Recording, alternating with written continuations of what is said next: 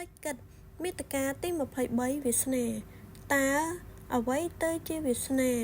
ពាក្យនេះអ្នកណាជាអ្នកកំណត់មានមនុស្សជាច្រើនណាស់ដែលកំពុងគិតថាវាសនាជាទំនាយរបស់ទេវតានិងមានតែទេវតាទេដែលជាអ្នកកំណត់វាសនារបស់មនុស្សបានចុះធ្លាប់ឃើញទេវតាឯណាដែលចុះមកកំណត់វាសនាមនុស្សបានដែរឬទេតើអ្នកជឿទេថាវាសនាកំណត់រួចទៅហើយថាអ្នកនោះនឹងក្លាយជាអ្នកក្រអ្នកនេះនឹងក្លាយជាអ្នកមានអ្នកនោះនឹងបរាជ័យឬអ្នកនេះនឹងអាចបានជោគជ័យអញ្ចឹងទៅវាសនាគ្រាន់តែជាពាក្យមួយដែលមនុស្សជាច្រើននិយាយតគ្នាតែប៉ុណ្ណោះព្រោះវាសនារបស់មនុស្សម្នាក់គឺស្ថិតនៅត្រង់ថាម្នាក់នោះបានប្រើប្រាស់វាសនារបស់គេដើម្បីដឹកនាំជីវិតរបស់គេដូចម្ដេចតែប៉ុណ្ណោះវាសនាគឺអ្នកនឹងហើយនឹងមានតែអ្នកទេដែលជាអ្នកគូវាសនារបស់ខ្លួនឯងឲ្យអ្នកដូចនេះវាសនារបស់អ្នកនឹងល្អព្រោះអ្នកបានច្នៃវាដោយផ្ទាល់ដៃរបស់អ្នកកុំធ្វើជាមនុស្សដែលដេកដួលតាមវាសនាដោយគិតថាវាសនាគឺជាទេវតាជាអ្នកកំណត់គឺអ្នកទេ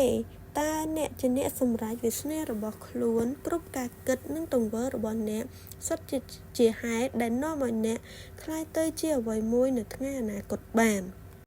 ក៏ជាហេតុដែលធ្វើឲ្យអ្នកអាចមានវាសនាល្អឬអាក្រក់ទៅតាមនឹងដែរសូមកុំនិយាយថាទេវតាជាអ្នកកំណត់វាសនាដូចនេះមិនចាំបាច់ខំអ្វីទេដើម្បីលុបលាងកំហុសខ្លួនឯងពាក្យនេះគ្រាន់តែជាពាក្យលេសតែប៉ុណ្ណោះរបស់មនុស្សដែលមិនទទួលយកការបរាជ័យឬកំហុសរបស់ខ្លួនតែប៉ុណ្ណោះអាចនិយាយបានថាគឺជាលេសដើម្បីចោះចាញ់ឧបសគ្គតែម្ដងមិនអញ្ចឹងទេវាសនារបស់ខ្ញុំគឺទេវតាកំណត់មកបែបនេះគឺដើម្បីតែបរាជ័យឬក្រីក្រតែប៉ុណ្ណោះដែលនេះជាគំនិតនិងជាពាក្យមួយធ្វើឲ្យអ្នកលិចលង់ក្នុងវាសនាដ៏ខ្មៅងងឹតតែម្ដងហើយកុំ